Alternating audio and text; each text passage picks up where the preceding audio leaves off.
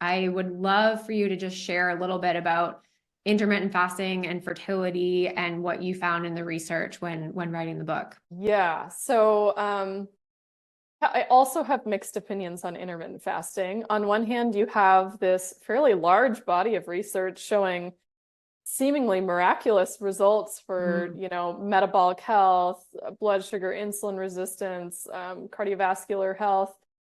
And yet most of that research has been done in men and not women. So again, when you look at it from the angle of like real life practice, you're like, okay, well, the clients that I've had doing intermittent fasting, like their cortisol's disaster.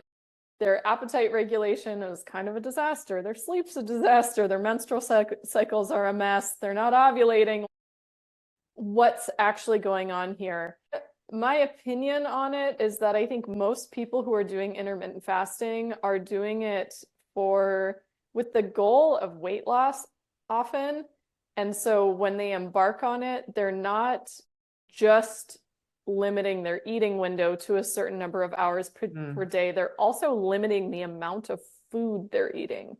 Right. And that's really tricky when you're thinking about fertility and your menstrual cycle. You need to be ovulating in order to conceive, right? And therefore, when you start looking at any sort of calorie restricted diet, I mean, we have like really intensely designed controlled feeding studies where they like limit the amount of calories by a certain amount and like watch for how long it messes up the menstrual cycle.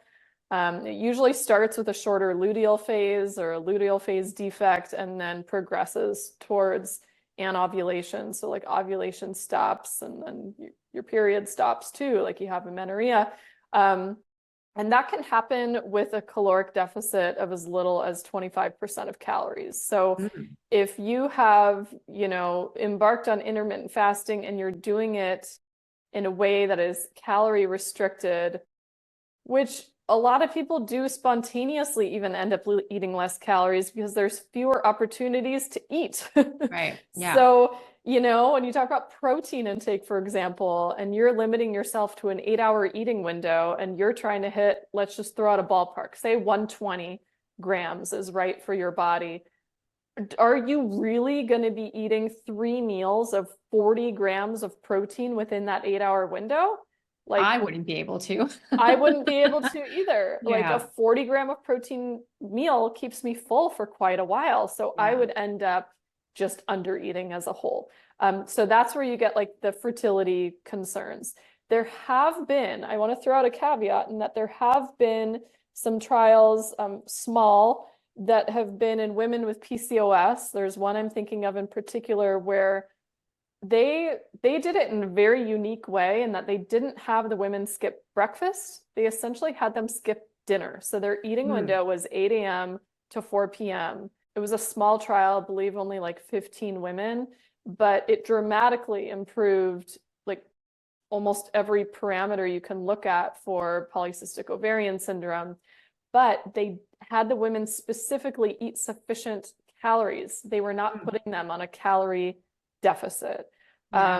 So in that instance, maybe it could work. I do think intermittent fasting is certainly a mismatch for anybody who's on like the hypothalamic amenorrhea spectrum, like any issues with like not being able to maintain your cycle as a result of insufficient caloric intake or over exercise, any sort of athlete, like just skip the intermittent fasting, please. And I also want to point out that we have like abundant data on improving PCOS through means other than intermittent fasting. Right. Yeah. Particularly by like upping their protein intake, improving the quality of carbohydrates. So, I think it's an option. Like I wanted to cover that data out of completeness sake. I think for a certain subset of people, it might be a good choice. I would say for the majority of women, just like approach intermittent fasting cautiously. We do have like a section on it in the book giving you some like parameters to look for to decide whether or not it's a good idea. And then if you embark on it, like whether or not it's working for you, some warning signs to consider. But if you do, please try to eat enough calories and protein if you can. It might be hard though. So Yeah. It's a challenge. I find sometimes even because some of my clients will come in intermittent fasting and they're like, I actually feel really great. And it's like, okay, cool. We can try to make this work for us. But first, like, how is your stress? How's your cortisol? How's your cycle? Like, make sure there's none of those red flags.